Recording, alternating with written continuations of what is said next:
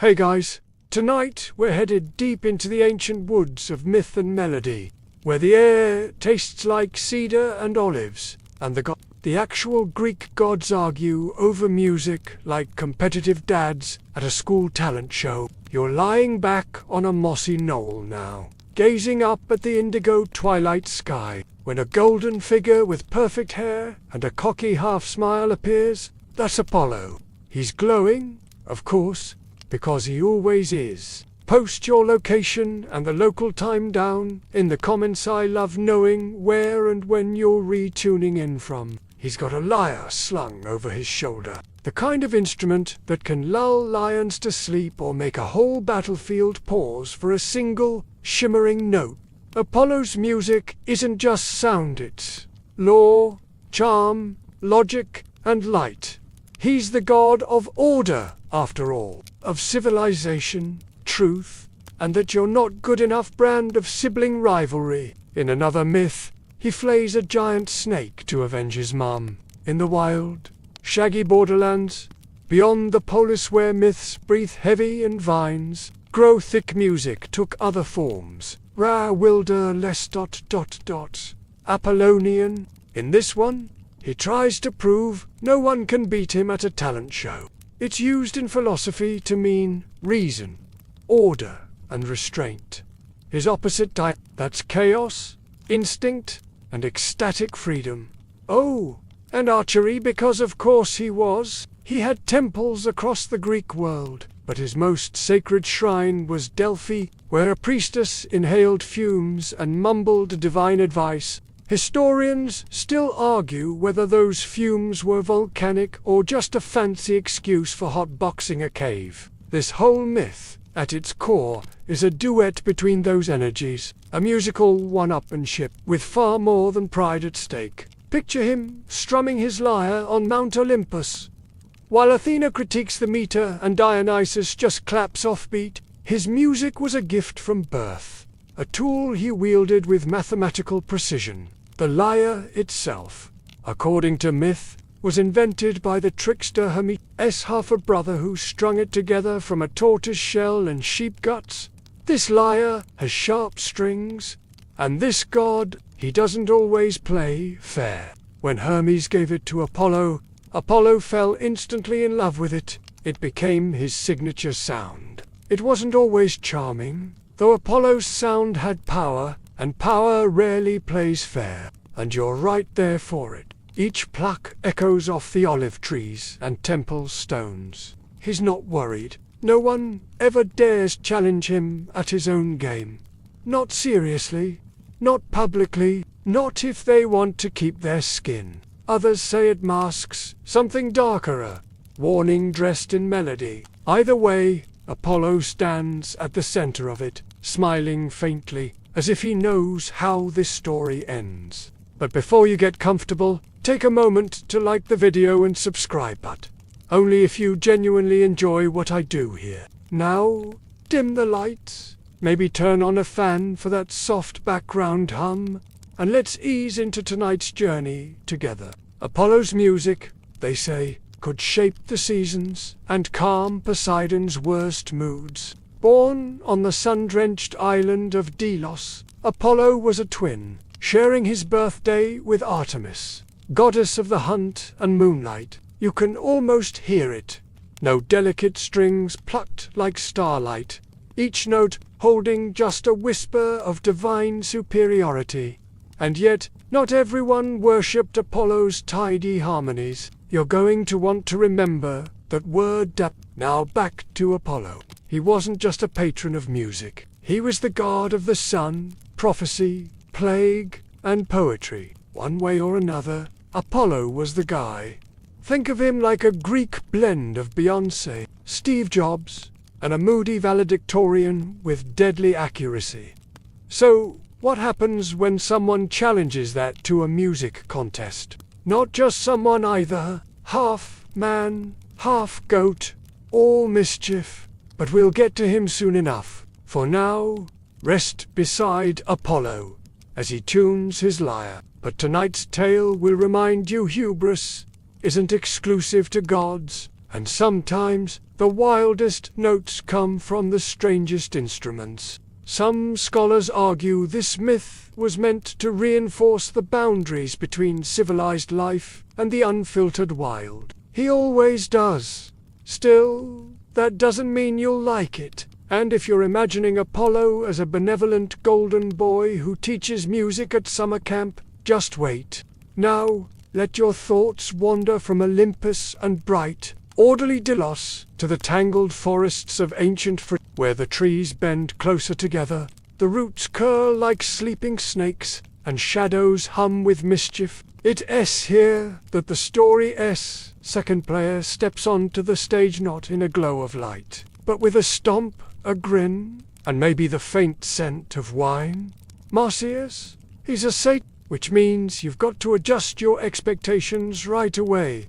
He's not polished, he's not tidy, he's not the kind of guy who uses a coaster, with goat legs, bristled beard, and eyes that always seem a bit too amused. Marsyas is the kind of creature who dances before thinking, drinks before asking. She cursed the instrument, tossed it to the ground, and swore that whoever picked it up would suffer. He probably understood that finding a divine instrument discarded by a touchy Olympian wasn't exactly risk-free, but he kept playing anyway, because the music was worth it. And when people did listen, when they started saying things like, you know, he's actually as good as Apollo, that's when everything started to spiral. Not exactly a thoughtful donation. Some claim he represents the ancient, chaotic forces of nature that Greek civilization tried to tame music for music. God versus goat-footed upstart.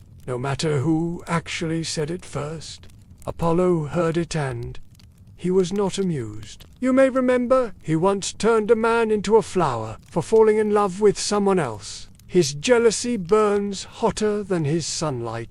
Others suggest Marsyas was modeled after real-world Phrygian flute cults, where worship and music went hand in hand, and sometimes got out of hand, and plays music with the wild, soul-thumping joy of someone who doesn't care if you're impressed. To be challenged by a forest-dwelling creature with a hand-me-down flute, that couldn't stand. Some versions say he issued the challenge himself, bold and grinning. Others suggest he was tricked, forced, goated into it, no pun intended, by other satyrs, or perhaps even Apollo himself. Historians still argue whether Marsyas was truly defiant, or simply caught in a divine trap. You hear his pipes before you see him, sharp, piercing notes that bounce between the trunks and send birds flapping skyward. The moment you say it out loud, you've got doom. He picks them up, tries a few notes and falls in love instantly. You can almost smell the myth coalescing. The wind stills. Birds hold their breath. The pipes whisper something uneasy through the trees. The sound might be strange, but it's passionate, raw, full of life. Exactly his kind of music. The kind that doesn't ask for approval. He's playing the aulos, a double-piped flute that sounds like a bagpipe's more enthusiastic cousin. And he didn't invent it either. One day, according to the myth, she invented the aulos out of hollowed bones, excited to bring something new into the world. But the moment she started playing, something went wrong. The sound was harsh, intense, not the kind of gentle melody that Apollo might have approved of. That part of the story belongs to someone else. Athena? Yes, that Athena, the goddess of wisdom, strategy, and extremely complicated crafts. Worse, as Athena blew into the pipes, her cheeks puffed out, distorting her usually flawless face. Some versions of the tale say the other gods laughed at her. Others say she caught a glimpse of herself in a river and realized, with sudden horror, that music had made her look gasping attractive. So she did what any immortal with image issues might do. And who happens to find it lying there? Marsyas, you picture it. The satyr stumbling upon these abandoned pipes, curiosity blooming, Now here's the thing.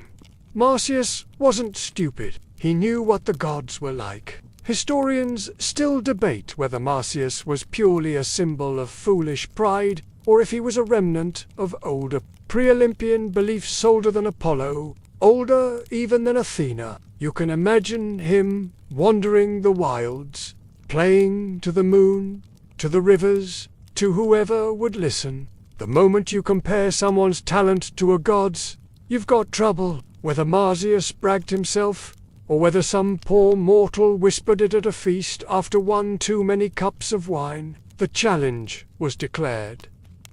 Marsyas versus Apollo. And look, Apollo's not one to take insults lightly, but this was different. This was about music, his domain, his pride, his identity. So Apollo didn't just strike Marsyas down, as he might have done with a plague or a sudden arrow.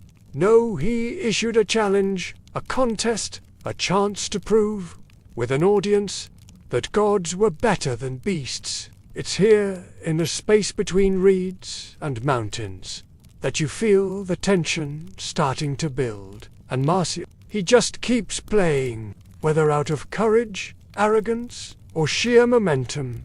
He accepts the contest. Either way, the duel is set. 2 instruments, 2 sounds, 2 visions of what music and power really mean. And you're invited to the concert of the century. Don't worry, you'll get a front row seat. Just don't clap too loudly. You never know who's listening.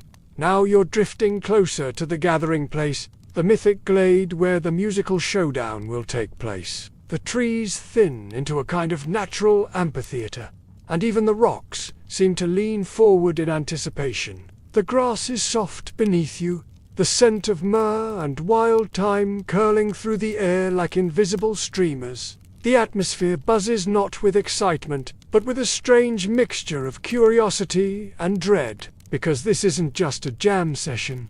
This is a declaration of divinity. But before we get to the contest itself, you pause to consider the instruments. Not just what they sound like, but what they mean. It wasn't polite music. It was visceral, guttural, emotional. It's a debate between worlds, between rationality and impulse, between math and madness, between the city-state and the wild woods beyond it. In fact, Plato himself wasn't a fan. He worried the aulos could stir too much passion in people, disrupting their ability to reason. The Phrygians, after all, were real people in ancient Anatolia, modern-day Turkey, and their musical traditions were considered exotic and potent. Who else is here? Probably a few dryads swaying to their own rhythms. Maybe some minor river gods, with arms crossed. Muses, of course. His lyre glows faintly under the sunlight. It's always sunny when Apollo's involved and he begins to play. The notes fall like rain after drought. Soft, controlled, practiced. Each string vibrates with precision, as if the music had been waiting for him to arrive. And let's not forget the mortal king Midas he'll become important soon, though for now he's just another body on the mossy benches. Marsyas, with his roots in that region, may symbolize the tension between Greek self-image and the untamable influence of the East. And anything Plato disliked, well, that pretty much meant it had to be fun.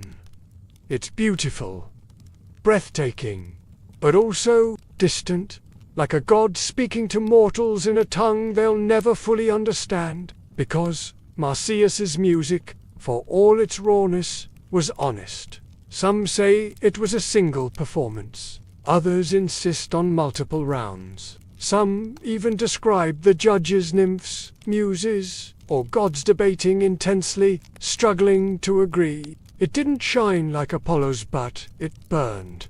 Apollo's lyre is a delicate creature, 7 strings, tuned to celestial perfection, each note a clean, mathematical marvel. It's the instrument of poets, philosophers, and gods, who prefer structure to chaos. But we're not there yet. For now, the music still echoes in the grove, and both musicians stand tallish. In Marsyas's case, it requires both lungs and a stubborn sort of willpower. Since it can't be paused as Ali for breath, musicians had to use a technique called circular breathing, like some jazz saxophonists do today, where they keep a continuous flow of air using their cheeks as little bellows. The lyre is so associated with Apollo that ancient Greek coinage often featured it beside his profile, because even in cold silver, people knew whose tune ruled the world. And then there's the double-piped, more nasal in tone, and incredibly difficult to play. Marsyas has proven he can play on Apollo's stage.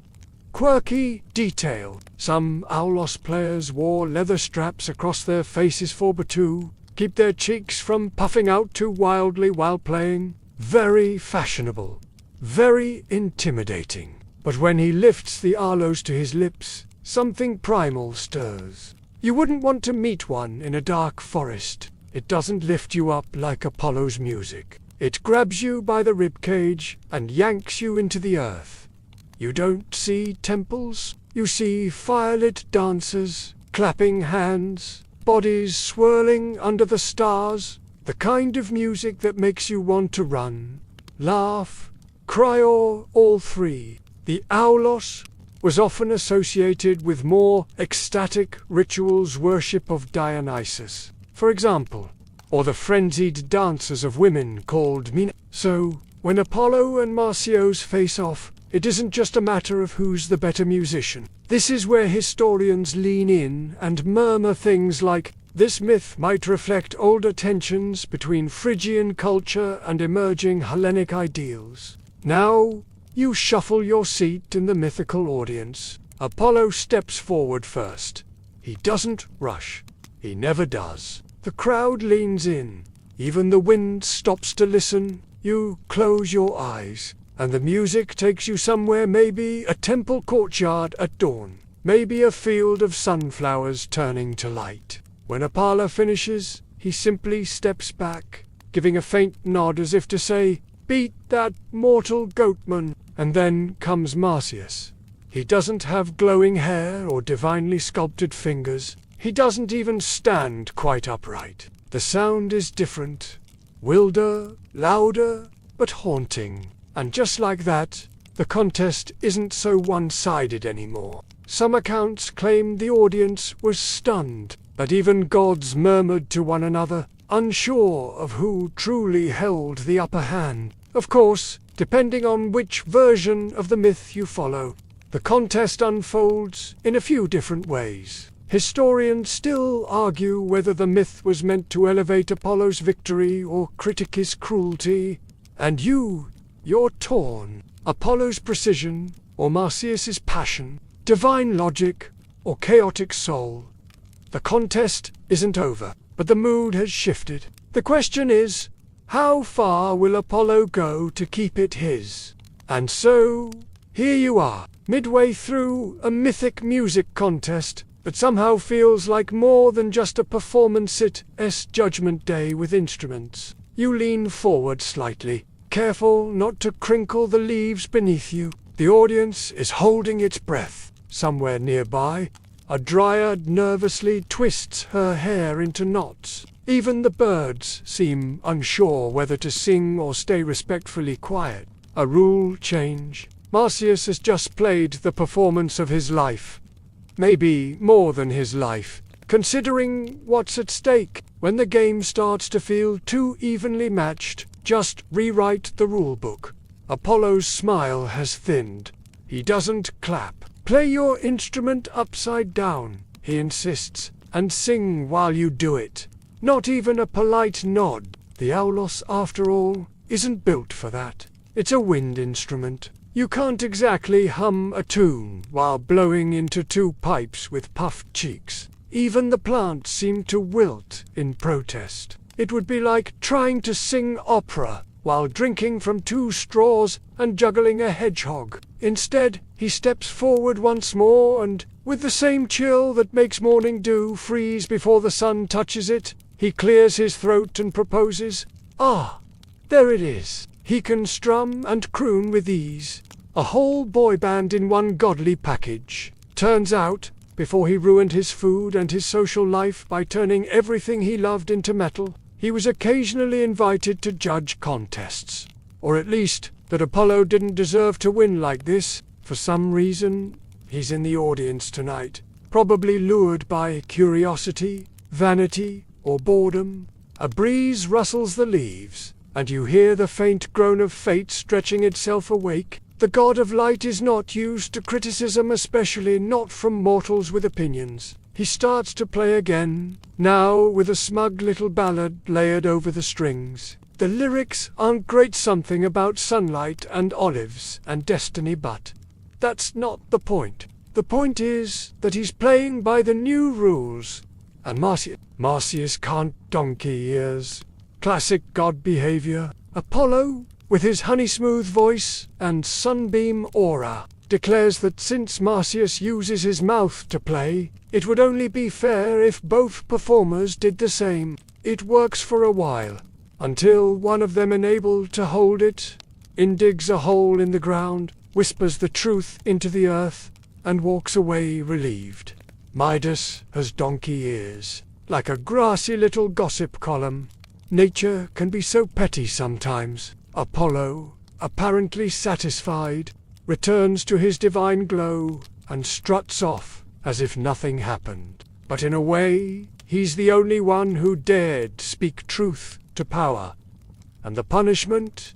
Not deadly, just humiliating. But the story that's come down through the ages is not a soft one. You're not quite ready for it. A reminder, perhaps, that even gods can't stand losing face. You blink, the breeze whispering over your skin, the fading echoes of music, a satyr who played his heart out, a god who shifted the rules, and a king with ears that twitch at the sound of injustice. The satyrs start muttering. The muses look awkward. One of the river nymphs rolls her eyes dramatically. This wasn't part of the deal. Marsyas hesitates, and that hesitation is loud. Apollo's slyer, though. Oh, it's perfect for multitasking. You can feel the shift in the crowd. The energy drains from the grove, replaced by something stickier, heavier. It's in this moment that the contest ends, not because Marsyas is out of talent, but because the god holding the scoreboard decided the goalposts needed relocating, and no one dares object. Except one. Enter King Midas. Yes, that Midas, the guy best known for his golden touch. And Midas, bless his very human sense of fairness, says aloud what no one else dares. That Marsyas deserved to win. The silence that follows is thunderous. Apollo turns toward him. Slowly, the smile does not return. What follows is petty, absurd, and mythologically perfect. Apollo walks up to Midas, lays a hand upon his head, and mutters a curse. From this day forward, the king shall have... ... Yep. You watch as Midas's human ears vanish, replaced by long, furry, swiveling ears that stick out of his royal hair like awkward antennae. And Midas, he panics. Obviously, he wraps his head in a turban and starts bribing his barbers to keep the secret. But secrets grow, even underground. Soon, reeds sprout from that very spot, and whenever the wind blows, they whisper. Midas has donkey ears. You shift slightly on your mossy perch. It's easy to laugh at Midas' donkey ears. Really. Meanwhile, Marsyas doesn't get donkey ears. No, what he's about to get is far worse. Because while Apollo might be willing to forgive mortals for blurting out inconvenient truths, he is not about to let a satyr walk away after nearly upstaging him in front of an immortal crowd. Historians still argue whether Apollo's reaction is meant to be taken literally, or whether it reflects older ritual practices, maybe symbolic, maybe exaggerated, and neither was matter. So, tonight, just for now, you linger in this moment. Stillness hangs in the grove like a curtain drawn too tightly. The music has stopped, but its vibrations seem to linger, trailing through the air like phantom strings. Apollo stands, with his lyre cradled against his chest, his eyes sharp with satisfaction. The contest is over. The audience murmurs, uncertain whether to clap, cheer, or slowly vanish into the bushes. He's still standing there, aloes at his side, chest heaving, eyes those wild, defiant, eyes not yet lowered, not yet broken. And if you thought donkey ears were a bit much, well, you're about to rethink your definition of overreaction. No. He decides that Marsyas needs to be punished. Not just humiliated, not scolded, but punished. Now, this is where things take a sharp turn from musical myth into cautionary horror story. Because according to the most commonly told version of the myth, Apollo doesn't just declare victory and walk away, and not just punished, flayed. Marsyas didn't kill anyone. He didn't burn a city, or cheat the gods, or try to trick Zeus into eating soup made of his own son. He just played music really well, too well, and dared to go head-to-head with a god who didn't like being second best. The same forest that once echoed with a satyr's joyful music now watches in silence. His body a mess of muscle and raw tendon, his face still twisted with something between agony and defiance. It attests the kind of image that ends up carved into and painted on temple walls, not because the Greeks loved gore, but because the myth wasn't just a story, and even though he lost horribly, skin-peelingly lost, his name endures. His story doesn't vanish. It echoes. It was a statement, as in, stripped of his skin. Some ancient writers seem uncomfortable with it. Others lean into it with a level of enthusiasm that makes you wonder if maybe they needed a hug. Alive, you take a breath and try not to shiver, because even for Greek mythology, which, let's be honest, has its fair share of jaw-dropping moments, this punishment feels especially brutal. Historians still debate whether this part of the story was always part of the original myth, or whether later retellings added it for dramatic effect, or even as a kind of moral theatre. A modest stream near the ancient city of Selene in Asia Minor, now modern-day Turkey, and somewhere in that constant burble, if you listen closely enough, you just might hear the faintest trace of a double-piped tune. Locals believed it was born from his suffering, that his name, quite literally, became part of the landscape. Maybe even better, so even if his body was destroyed, his presence became eternal. Apollo, ever so elegant in his vengeance, ties Marsyas to a pine tree in the middle of the forest. The story says that from the blood and tears of Marsyas, a river begins to flow. Some scholars think Marsyas may have originated from a pre-Hellenic tree-spirit cult, and his flaying represented some symbolic shedding of bark or transformation. You could read it as Apollo being the elite, sanctioned artist, and Marsyas being the wild voice of the people. And we all know how that usually ends. It's not a comfortable theory, but it's a fascinating one. And then, piece by piece, he removes the skin from Marsyas's body.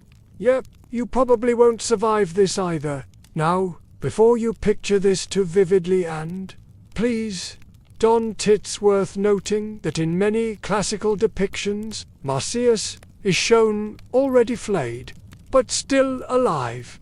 A warning, and maybe, in some twisted way, a kind of respect, because here's the uncomfortable thing. Apollo won, but Marsyas lusted. He challenged a god. He played his heart out. There's even an old saying, whispered by some of the more skeptical philosophers, "The flayed satyr still sings," which is kind of a poetic way to say, even when power tries to silence you, your voice doesn't always disappear. Quirky tidbit for you. In the region of Phrygia, where Marsyas supposedly lived and died, there were real-life rituals involving flutes and tree worship.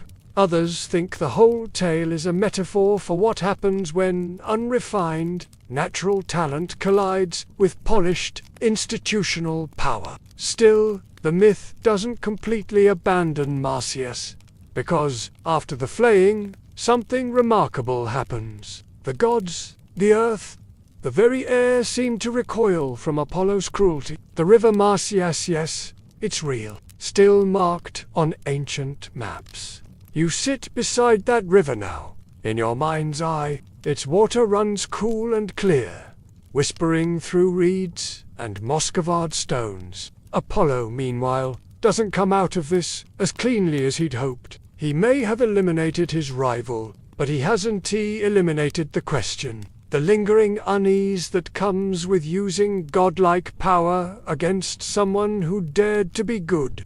And yet, the myth doesn't dwell there, because the gods rarely suffer consequences in Greek mythology. That's a job for everyone else. But for tonight, as you sit beneath that pine tree, the bark still damp with old stories, you might begin to wonder if the gods ever dream of the ones they punished. If Apollo ever hears a flute in the dark and flinches, you stay beside the pine tree a little longer, letting your fingers drift across the rough bark, as if it might still remember the shape of Marsyas's hands. The forest has grown quiet, again too quiet, the kind of quiet that follows when something wild has been driven out of the world, not gently, but violently, and the wind hasn't quite figured out how to fill the space it left behind. Lyre in hand, head held high, walking back into the sunlight, as if peeling someone alive, with a natural conclusion to a disappointing performance.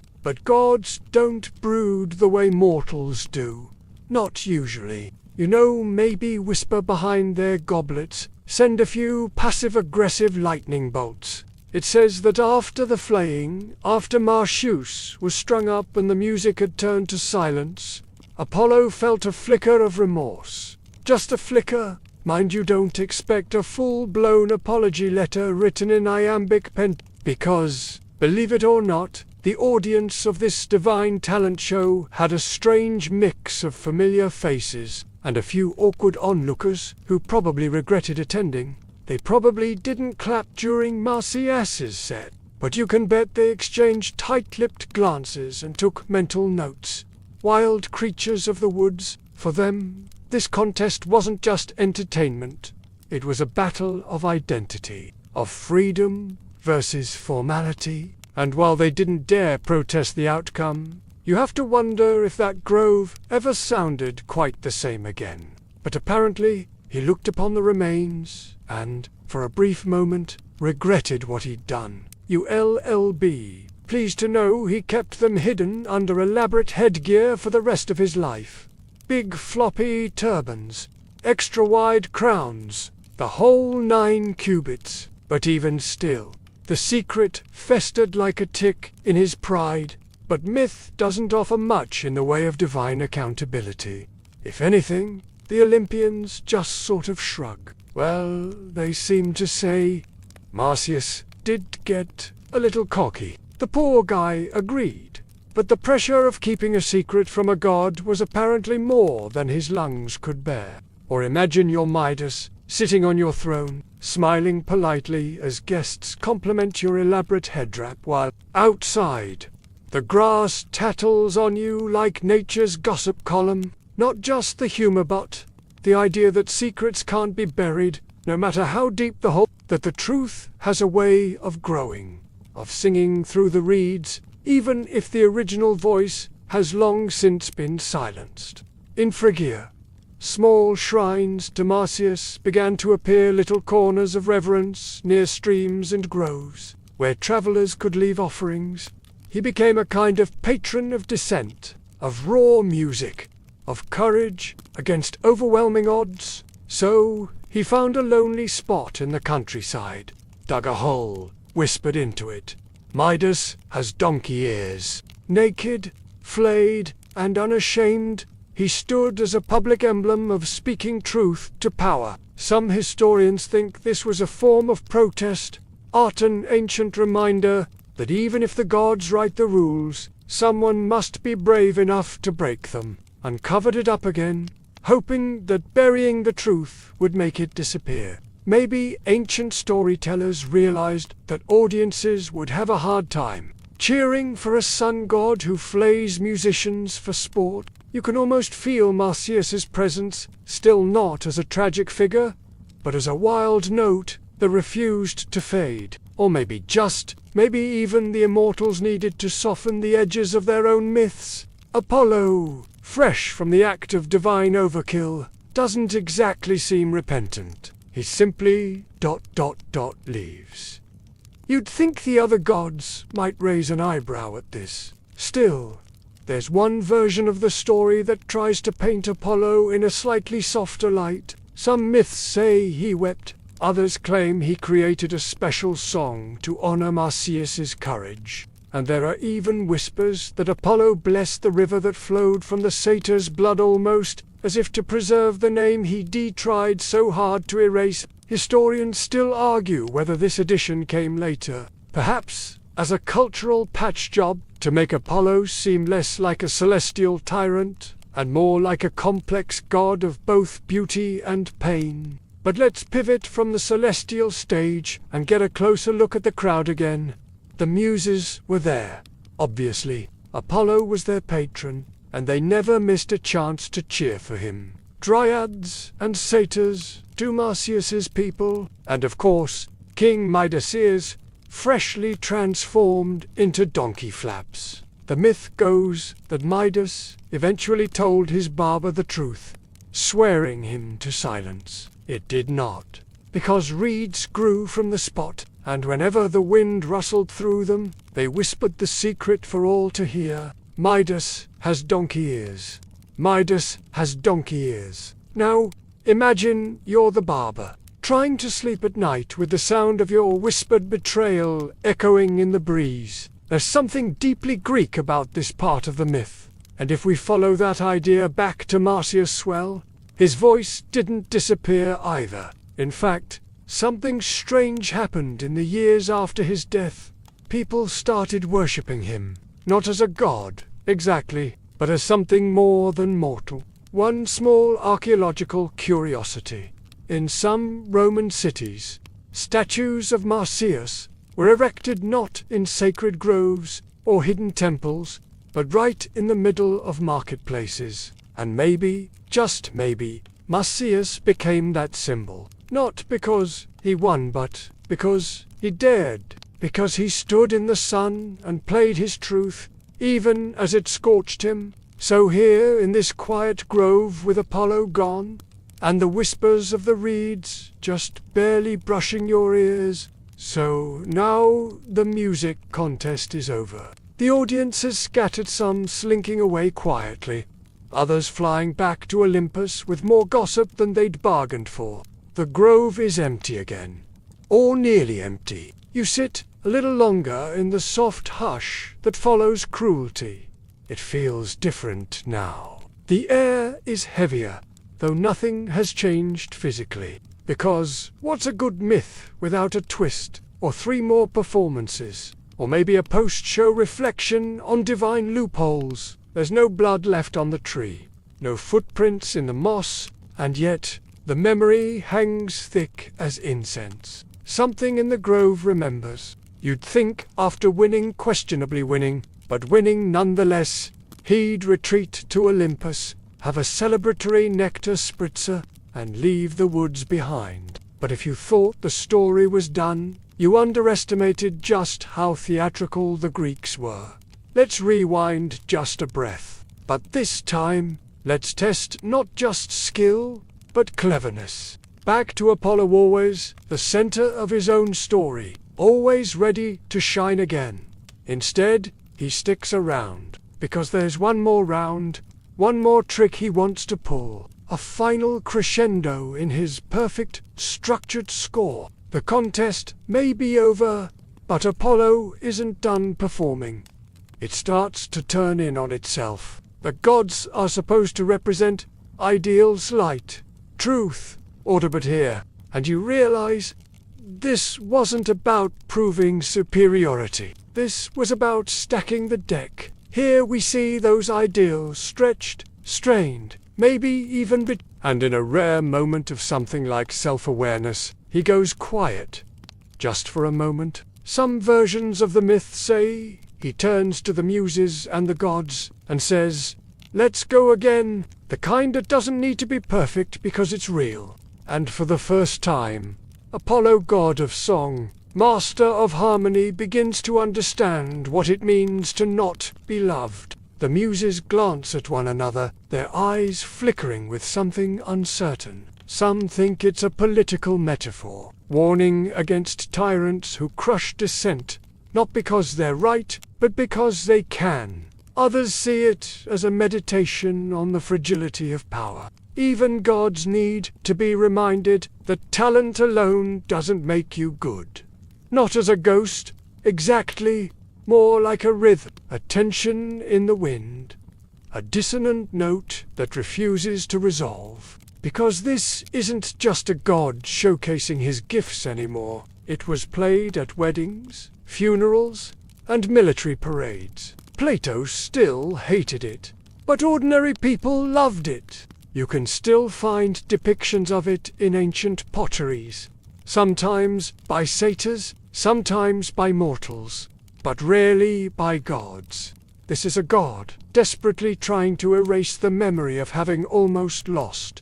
Through rustling leaves, through awkward truths, through laughter that doesn't care who's watching, and the primal and wonder which one truly deserves to echo across eternity. Marsyas, of course, doesn't get a second round. That's one of the perks of being flayed.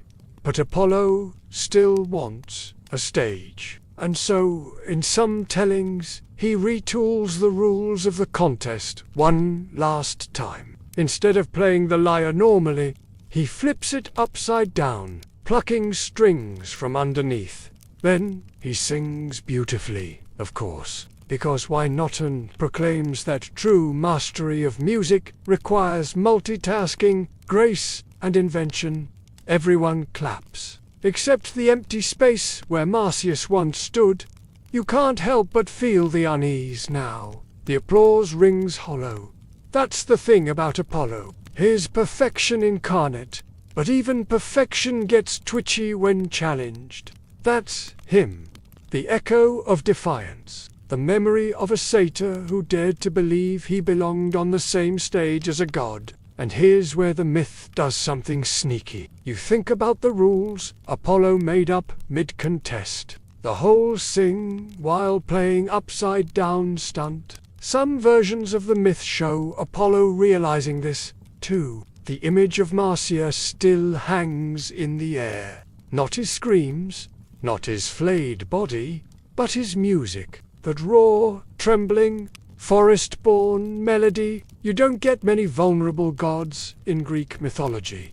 But here I'd almost get one. A god who won everything, and in doing so, lost something he can't name. Historians still argue whether this moment, the post-contest tension, Apollo's showboating, the strange silence that follows, is meant to critique the very idea of divine justice. And as for Marsyas, he's not entirely gone. In some fringe versions of the myth whispers, really, passed down through back alleys of ancient Litica, Marsyas's spirit lingers in the forest. You might be walking along a trail one day, centuries later, and feel a sudden shiver, a strange tune, a half-heard melody playing through the reeds. Quirky aside, the aulos Marsyas's infamous double flute actually survived in various forms through Greek and Roman culture. That says something, doesn't it? The lyre was Olympus's favorite, but the aulos belonged to everyone else. Tonight, that flute still sings, maybe not in pristine melody, but in spirit. And as Apollo strums his upside-down lyre for an audience too afraid to yawn, you sit quietly, hearing both performances. Now the polished, let's step away from the grove now, just for a while. You've heard the music, you've seen the contest rigged as it was, and you've met both players, shining and shaggy. But myths don't just live in groves and temples. They wander, they settle into cities, they crawl into public fountains, whisper through bathhouse steam, and get passed around in the shade of colonnades like juicy bits of scandal. And Marsyas, he refuses to stay buried. You find him again in the most unexpected place. The Roman Forum. Yes, that Roman Forum. The marble heart of an empire. Senators in togas, debates echoing off columns, vendors shouting about grapes and amphorae, not just of artistic rebellion, but of freedom of speech, of standing up, even if your knees are shaking, even if you end up peeled like a grape. Somewhere among all that bustle stood a statue, not of Caesar, not of a war hero, but of Marsyas, nude, flayed, and proud. Imagine that. His statues stayed polished and symmetrical. Each curl of hair carved like the sun itself had helped. But none of his statues ended up in the Roman Forum like Marsyas did. Right there in the middle of Power's most self-satisfied city stood a statue of a satyr who dared to challenge a god and loss. The grove where Marsyas died didn't remain cursed. In some versions of the tale, it became sacred. Travelers would visit it to leave offerings, not to Apollo, but to Mars. Wreaths, flutes, simple gifts, an unofficial shrine for an unofficial hero. Don't challenge authority, or ULL, end up like this asterisk, or as a quiet rebellion. Look who challenged and was remembered. No longer grand tales shouted from marble steps, but whispered comforts, his laurels, his temples. The kind people tell each other when the world feels stacked, when the judges feel crooked, when the rules change mid-performance. Not heroic, not divine, just steady, unchanging. A river that remembers pain but doesn't rush, that carves the earth with time, not thunder. And empathy, as any mythologist will tell you, is a far more stubborn thing. Either way, he stood there, silent, permanent, a symbol of resistance in the middle of imperial ego. Me, that power doesn't always play fair, but also that being remembered matters. That music doesn't vanish just because it hurts someone's pride. Anyone who's tried their best, only to find out the system was rigged. Anyone who's been told they don't belong on the stage. Anyone who's played their heart out while someone else held the scoreboard. Why, you might spot a piece of reed growing near the edge. Not fancy, not ornamental, just a reed. But pluck it, and it hums, a quiet tune, not quite Apollo's symphony, but something older, earthier, the kind of sound that doesn't need an audience, because the Romans, pragmatic as they were, loved symbols, and Marsyas became one. The statue became a kind of rallying point. Citizens would meet near it to voice grievances, protest corrupt magistrates, or just gripe about taxes. It was Marsyas forever flayed, who stood as their silent patron. Strange patron saint, isn't it?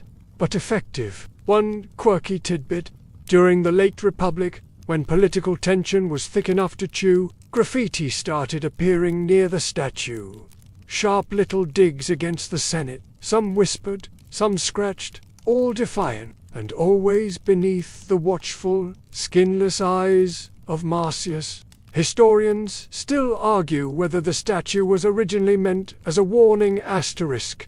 Meanwhile, Apollo didn't vanish either. His temples multiplied, his hymns were copied, and that says something, because even polished perfection can't compete with raw, honest memory. Back in the myth, it's in places like this that myths breathe differently, because everyone's been Marsyas once. So Marsyas isn't just a cautionary tale, he's a mirror. He reminds you that talent alone isn't always enough. And Apollo, he gets his worship. But Marsyas gets empathy. Let's take a softer breath now. You're standing again at the river named for Marsyas. Its waters murmur over smooth stones. If you look close enough, and in that note, maybe just maybe you hear Marsyas again, still playing, still singing, still reminding you that even the flayed have a voice. You stay by the riverbank longer than you meant to. The sound of the current, soft and insistent, has a way of stretching time.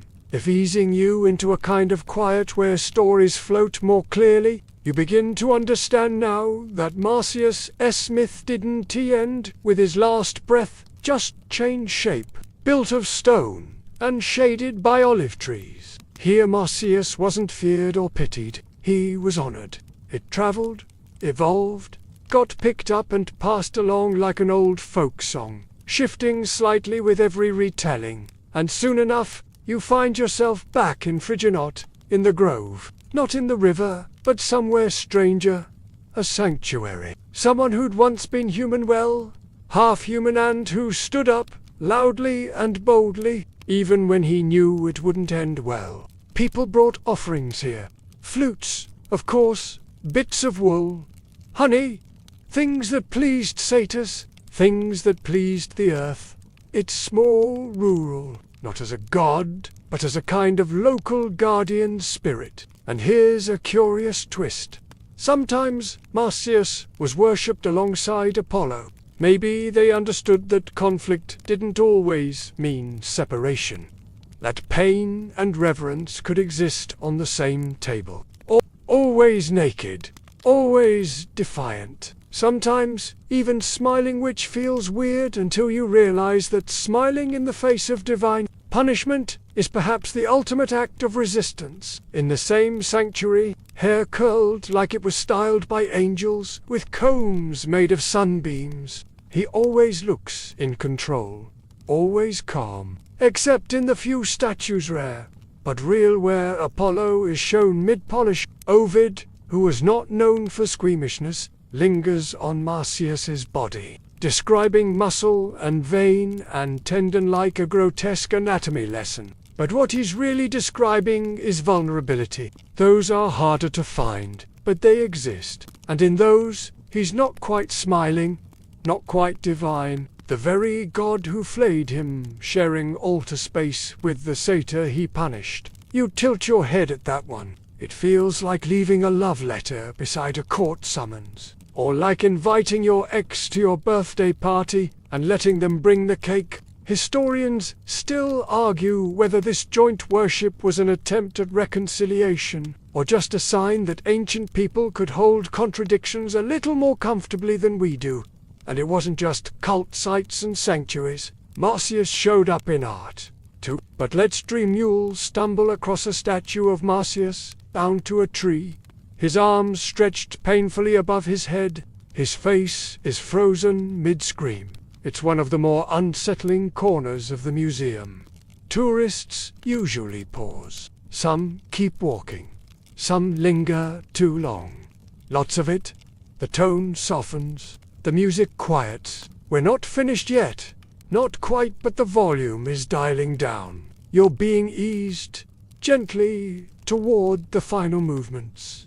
Marsyas luces terribly but refuses to disappear. You might even say that Marsyas's greatest act wasn't playing the old. If you ever find yourself in the Uffizi Gallery in Florence, unlikely, maybe the Romans carved him into fountains, too, in marketplaces, on coins, even in Bath. Meanwhile, Apollo's depictions are still elegant.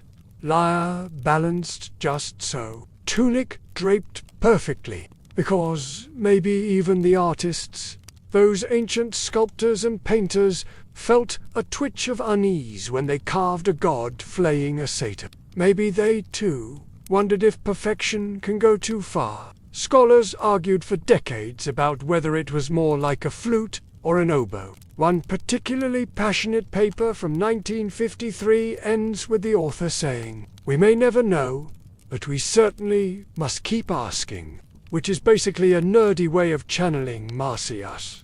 Don't stop, even when no one's listening. There's a moment in Ovid's Metamorphoses, that great Roman epic of transformations, where Marsyas's skin is peeled away and the story, paused briefly but profoundly, the kind that comes when everything protective is stripped away. And yet even in that moment, Marsyas is not broken, because, in myth, being skinned alive doesn't mean you vanish, it means you become legend. That's the paradox, isn't it? Apollo wins, but the more perfectly he wins, the more hollow the victory feels.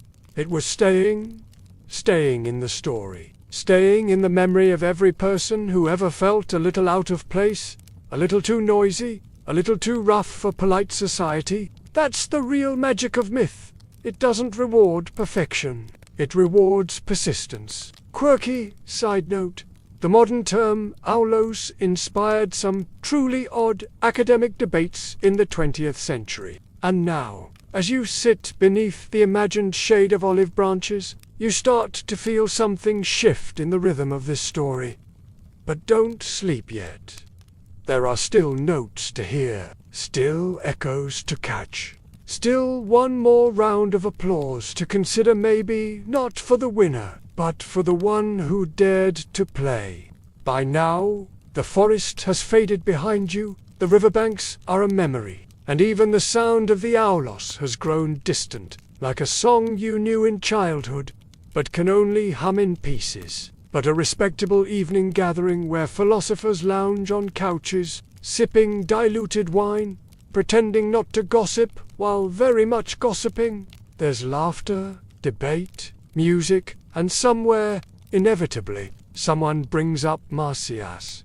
But the story isn't quite finished. Not because it needs to be longer, but because myths like this don't wrap up cleanly. Bald head, scruffy beard, sandals dusty from pacing the agora. He says the satyr's music had the power to entrance listeners, to stir emotions, to make people feel more than they understood.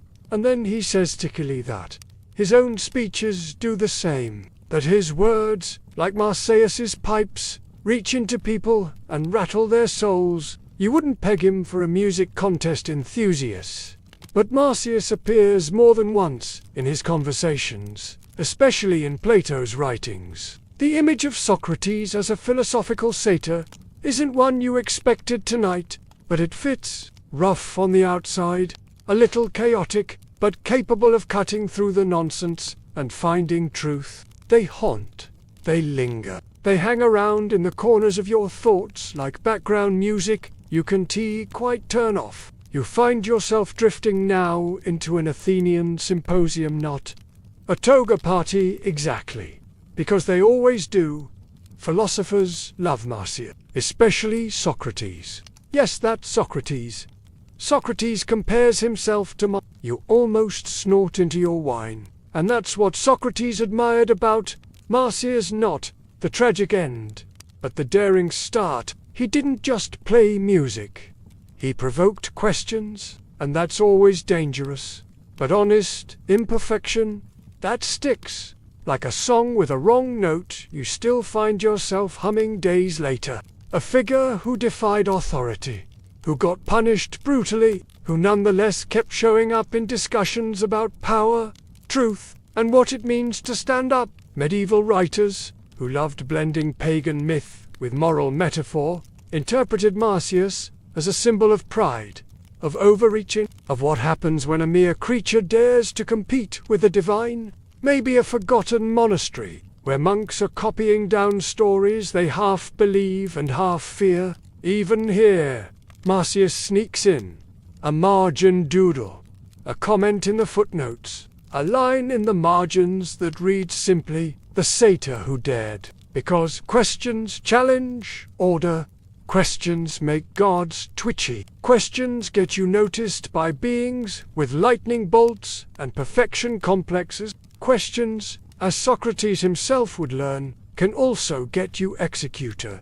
As if the pain wasn't the point. As if the endurance was. Historians still argue whether Marsyas became a political metaphor on purpose, or whether people just started using him that way because, well, he fit. A whisper of courage, a flute carved not from gold, but from bone and defiance. Or maybe play up. Back at the symposium, someone strums a lyre, beautiful, controlled, perfectly in tune. And yet, someone else, half drunk, half bold, picks up an owlows and tries to mimic the tune. It's messy, too loud. The melody stumbles over itself like a satyr in a pottery shop, and yet it moves people. Because perfection, for all its sparkle, doesn't always leave a mark. You drift from the symposium back into a quieter place, maybe a scroll-lined library, and yes, even in Christian theology, you'll find echoes. But others, secretly, saw him as a martyr. One quirky find from a 14th century manuscript shows being flayed, of course, but with a serene look on his face. And maybe that's the version you carry with you now. Not the one screaming from a pine tree, but the one smiling at the edge of history. Still standing, still playing, still being talked about. Because that's the thing about music. It doesn't have to win to matter. It just has to resonate. Marcia's skinless and eternal resonates. He became a godless saint, a political symbol, and Apollo. He still plays his lyre, still writes the rules, still shines from every temple column, but somehow, deep down, you know he hears that other tune, too. The one in the reeds, the one in the margins, the one that won't stay quiet. Now you shift your attention toward the stage of Renaissance Europe. It's been centuries since the gods walked in groves or flayed musicians for sport, and yet somehow Marcius is still very much alive. To sculpt, to dramatize with a flair that would have made Apollo do a double take. Artists, dust off the old myths, not to worship, but to paint. You enter a dimly lit Florentine workshop. Brushes clink in jars, oils waft from wooden pallets, and in the corner stands a half-finished canvas. It's unsettling, violent, but impossible to look away from. The subject, Marcius, of course, stretched, twisted, the tree behind him barely visible. The background, dark, abstract, timeless. The artist steps back, smears red pigment onto his thumb, and adds a final stroke down the satyr's torso. This is Titian's flaying of Marcius, one of the most famous and most disturbing renditions of the myth. And unlike earlier, cleaner depictions, Titian doesn't flinch. He paints it all, as if he's not punishing a rival, but conducting an artistic exercise. The others in the scene watch silently, some horrified, some complicit, all muted by the dark crimson tones of the canvas. The skin, Apollo, disturbingly calm, administering the punishment not with wrath, but with a detached, almost surgical precision. You stand before it and feel your stomach twist, not because of rage, not even because of pride, but maybe ...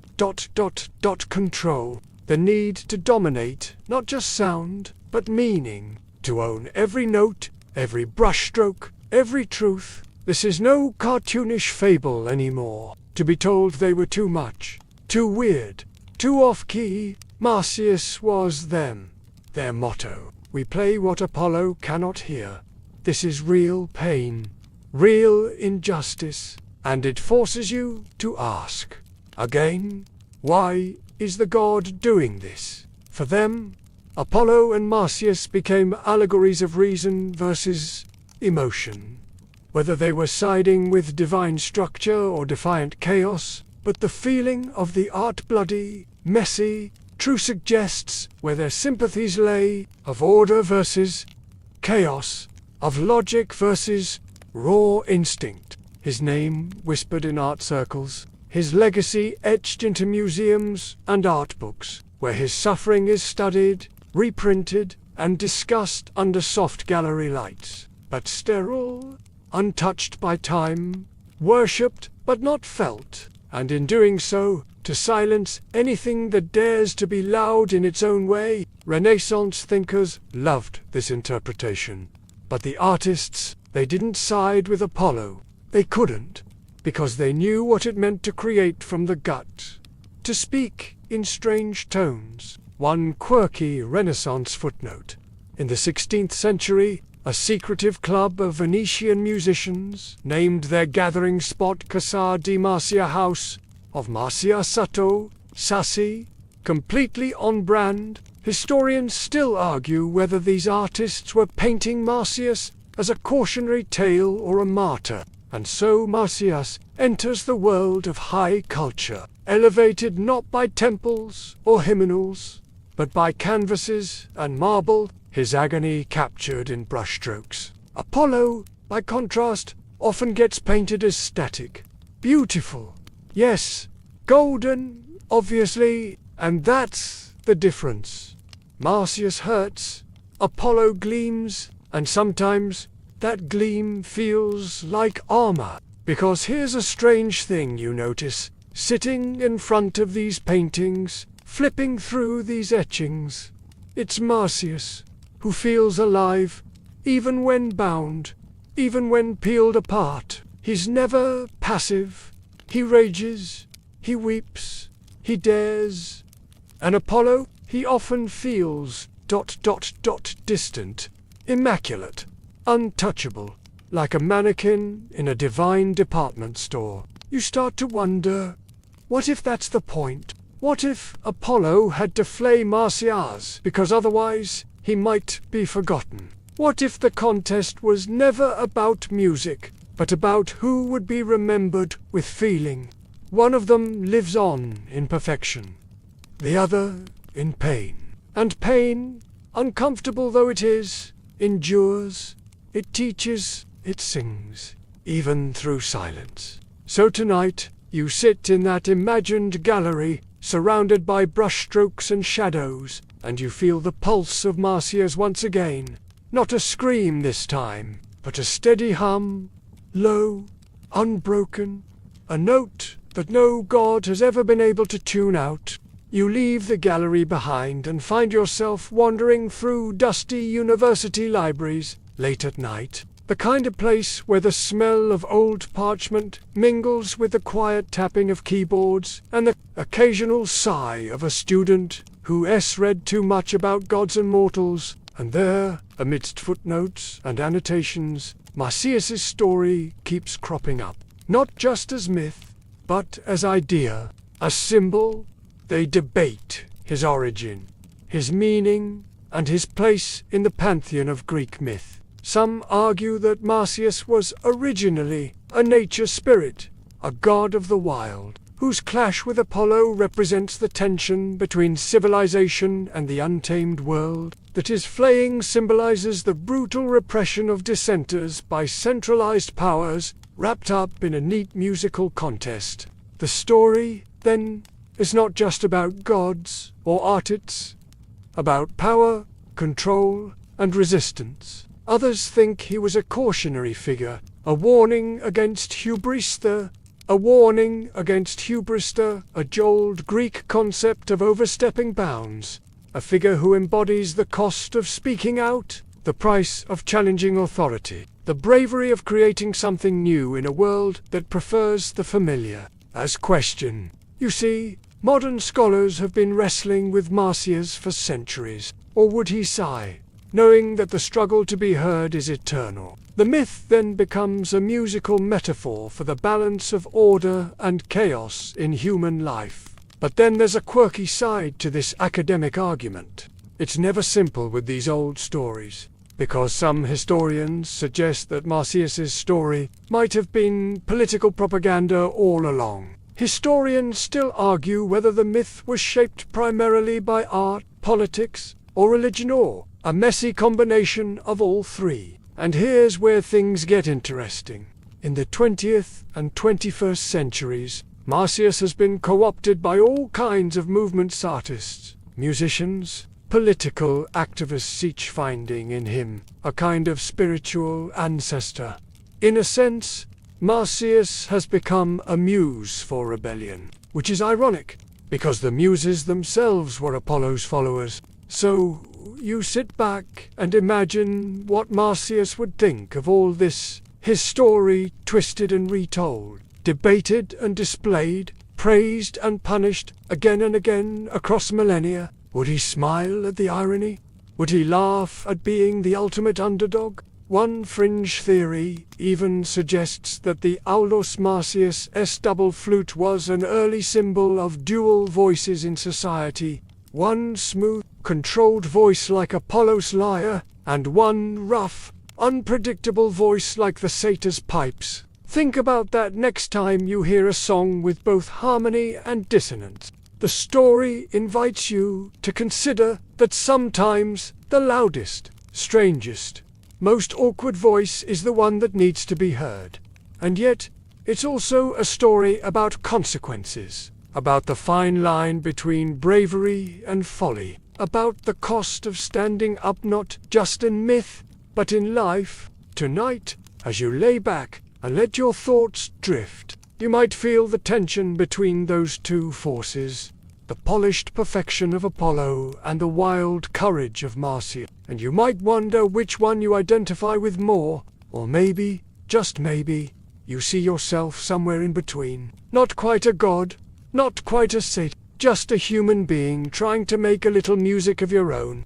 Now, let us drift a little further into the quiet corners, where myth meets modern life, the spaces where ancient stories echo in unexpected ways. Because Marcius isn't just a character trapped in dusty scrolls or museum halls. The musicians, though they'd never say it aloud, are channeling a little Marcius energy every time they stray from the sheet music. When they hit that wild riff, when they let the music wobble and shimmer, his tune sneaks into places you'd never expect. The myth of Marcius is a perfect metaphor for the vulnerable, exposed feeling that comes with making art that's real rather than polished. Picture a jazz club late at night, smoky, dim, where the air is thick with improvisation and daring notes. That Marcius's fate warns creators to stay humble and accept limits. Marcius is the patron saint of that kind of creative risk, the one who plays loud, messy, and beautiful,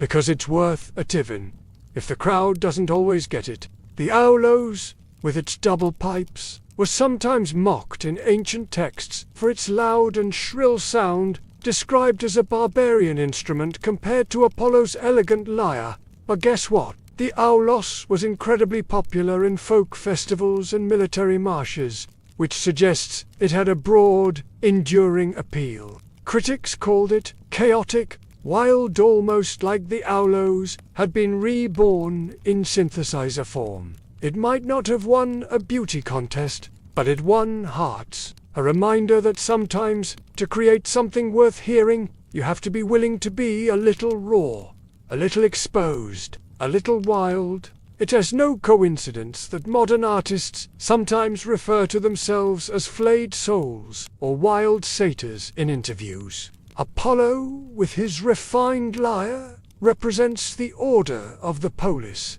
the civilized world. Marcius's aulos carries the wild, chaotic spirit of the countryside and the marginalized. Of course, not everyone buys this romantic interpretation. Some cultural critics argue that the myth upholds the dangers of hubris, that it is a lesson against overconfidence. Historians still argue whether this cautionary note was the original intent or a later addition, tacked on to keep the story in line with social order. Meanwhile, musicologists have fun debating the nature of the instruments involved. That contrast between elite culture and popular expression is baked into the myth itself. This duality feels surprisingly modern, doesn't it? Think about the tension today between mainstream media and underground scenes, between polished productions and raw DIY art. Marcius's story is the ancient blueprint for that clash. And if you think about it, that tension is what keeps culture alive. One quirky tidbit. In the 1970s, a German composer named Karl-Heinz Stockhausen created a piece called Gesang der that mixed electronic sounds with human voices in ways that made some listeners uncomfortable. You can imagine Marcius nodding in approval. So, as you lie back tonight, You might let this story slip into your dreams not as a cautionary fable but as a spark. And that's okay, because the music of Marsyas isn't just in the notes he played, it's in the courage to play it all. And now, as your thoughts grow slower and heavier, you find yourself at the outer rim of the Mytha place, where legend stops screaming and starts whispering. You're standing not in a grove, or a forum, or a gallery, but in a kind of memory, one that doesn't exist on any map, yet somehow feels familiar. Here Marsyas isn't being flayed anymore.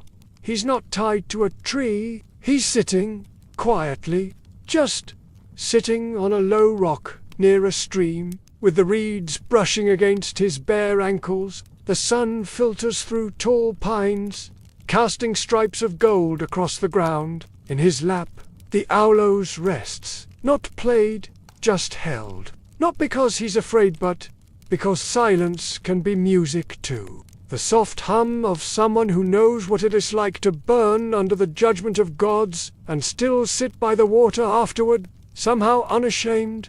You walk slowly toward him, not to ask a question, not to offer comfort, just to listen. And what you hear is not a performance. It's not even a melody. It's just presence. You sit with him a while, and he doesn't say anything. But then again, he doesn't need to, because by now, you know his story. You've walked it. You've heard the contest. You've seen the flaying. You've heard the reeds whisper his name in rivers, in paintings, in jazz clubs, in dusty footnotes of forgotten books. And now, here's the secret no one really tells you. Marsyas didn't lose. Oh sure, he was defeated in a contest judged by biased gods. He suffered. He was erased, rewritten, twisted into 1,000 versions. But look who's still here. It's not just Apollo, it's Marsyas too. Because every time someone breaks a rule to create something new, his music hums again. Every time a teenager picks up a strange instrument and annoys their neighbors with it, there he is. Every time a voice cracks in a poem, or a brush smears on canvas, or a dancer stumbles while trying something daring, that's Marsyas. He's not the clean melody. People still gather near rivers and groves on festival days. They picnic, they dance, they sing, and while few name Marsyas directly, old songs are sometimes played on red flutes. Soft, simple, ancient melodies, not religious, not polished. He's the noise in between, the human note, the mortal breath, and somehow that's the sound that keeps lasting. Now, let's take one final detour. There's a curious little tradition in parts of modern-day Turkey, in the region that was once free but alive, and maybe that's the most powerful ending of all. Not the myth, not the flaying, not even the echo in the Roman Forum. Just a quiet song played near a stream by someone who probably doesn't know who Marsyas was, but somehow he's there. Historians still argue whether these lingering traditions can be traced directly back to the myth, or if they read just coincidences, little cultural fossils weathered by time. Because the point isn't the proof, it's the presence. Marsyas is the myth that endures, not because it was written by victors, but because it was felt by listeners. And you're one of them now. You've carried him with you through pipes and paintings, through screams and silences, and though you may forget the details tomorrow, you'll remember the feeling, the rawness, the satyr who dared. So now, after all this wandering, all this humming and myth-mulling, you find yourself at the edge of the story. The concert is over. The last echoes of aulos and lyre fade into the tall trees and old stones, and Marsyas, no longer bleeding, no longer bound, drifts quietly back into your imagination, not as a tragedy, but as a kind of permission. Because here's the final secret of this story. It's not really about music.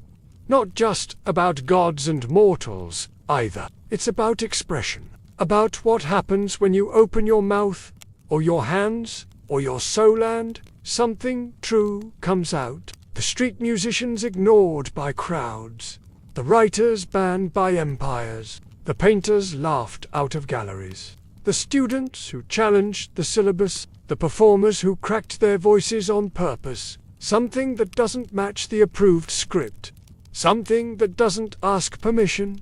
You think about all the other Marsyasses since then, the ones who didn't go down in flame and myth, but who burned just the same. Marsyas lives in them. The sharp silence after pouring your heart into something that no one clapped for.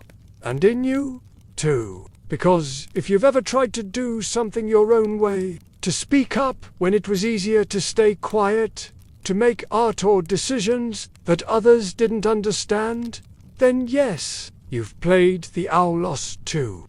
You may not have been flayed for it, but maybe you felt the sting of rejection, the ache of being misunderstood. But here's the thing, still cutting through rocks and villages, still humming with reeds, still surrounded by people who may have forgotten the satyr's name, but not the song. Marsyas didn't play to win. He played because he had to, and in doing so, he became unforgettable. That's a kind of victory too, isn't it? One quirky detail before we drift off. The river named for Marsyasta, Keen K in modern Turkey still, flows today. Every now and then, someone will stop by the bank and just listen. Not for answers, not for gods, just for that soft, offbeat melody floating somewhere between water and wind. A reminder that music and myths don't always need permission to survive. They just need to be played. And that, perhaps, is Marsyas's final note. He didn't win the contest. He didn't get the glory. But he got remembered. And that's the most mortal kind of immortality there is. So now, let's slow everything down. Let your breathing match the hush of the forest. Let your thoughts drift like leaves on that quiet river we visited together, not rushing anywhere, just gliding, steady and slow. You've walked a long way tonight, through pine groves and marble forums, into galleries, into quiet libraries, into places where stories and memories blend like mist. You've met a satyr with courage louder than his flute. You've seen what it means to speak up, to play your tune even when the gods don't like the sound of it. You've seen how myths aren't about happy endings or easy lessons. They're about staying, about enduring, about whispering back even when the world wants you silent. And now, here in this gentle dark, you don't have to do anything. No more arguing with Apollo. No more listening for pipes in the distance. Just let it all go. The story is still there, still circling, still singing softly somewhere. But for now, it doesn't need you to carry it. Just rest. Let the music fade. Let your limbs soften into the mattress, like moss on a forest floor. You are safe. You are not judged. You are not bound to trees or performances. You are simply here, still, quiet. And maybe, if you listen closely, you'll hear a final note thin as breath, delicate as a red ant smile. Because that, too, is Marsyas, still playing, still present, still with you.